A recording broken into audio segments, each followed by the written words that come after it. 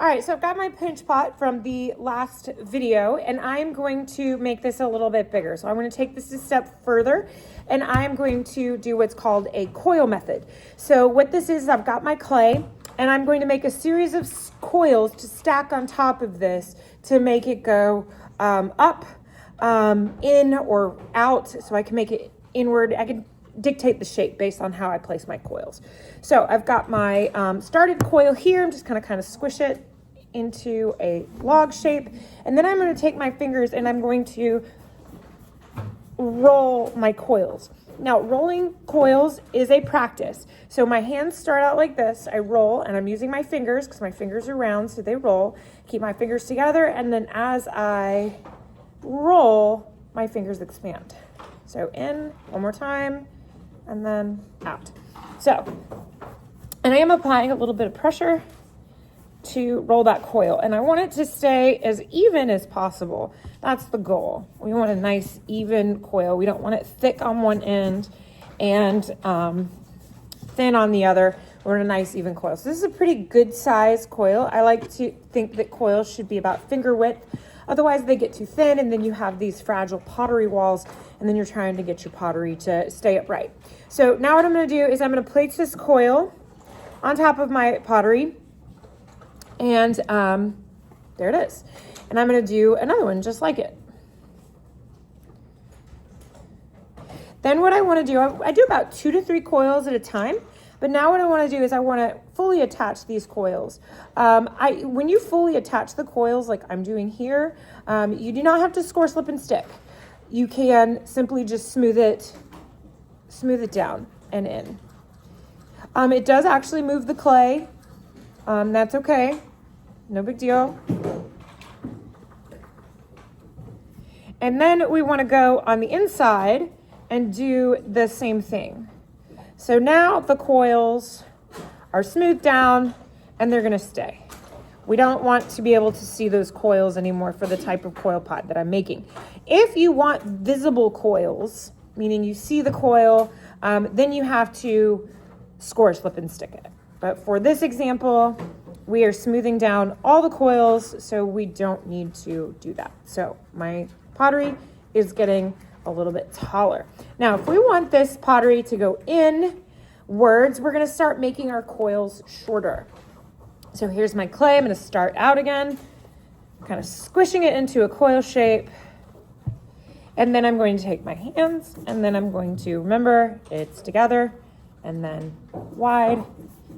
I'm going to make my coil. So I want my piece of pottery to go inward. Got my coil. It's beautiful, nice and even. So what this means is this coil is going to need to be placed on the inside of this right here. So I'm making the coil smaller, and it's on the inside of my pottery. So you can see there, it's on the inside. Now we want to go in a little bit more. So I'm going to stack my next coil like so.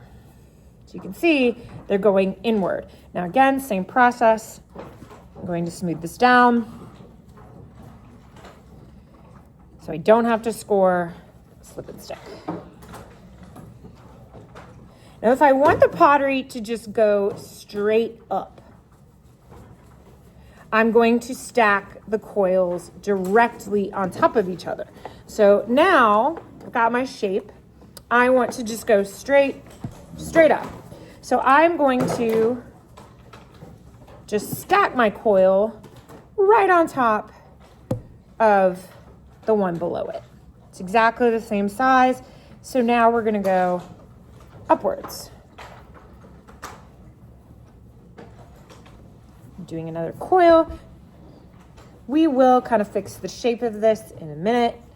Right now it's a little lopsided, but there are ways to kind of work with that and fix it. So I'm going to create the start of my coil. I'm going to roll that coil again.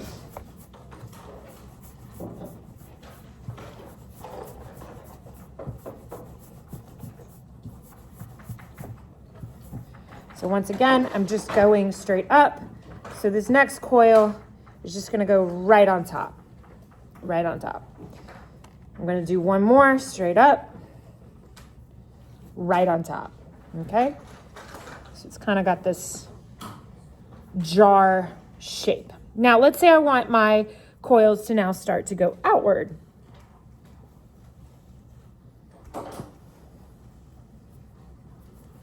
Now I'm going to place my coils on the outside of this coil. So it will look like this.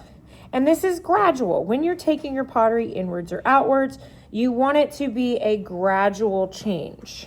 So you can see this one is slightly outside the one underneath it. And I'm gonna do one more coil. When we are making pottery bigger, we're making it go outward.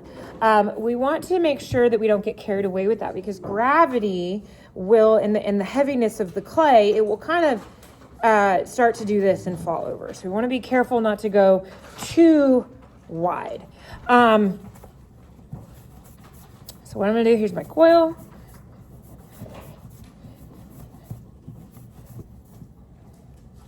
And then I'm going to place this one on the outside of my pottery. So you can see now the coils are going outward, and I'm going to smooth the outside and the inside so that everything stays together.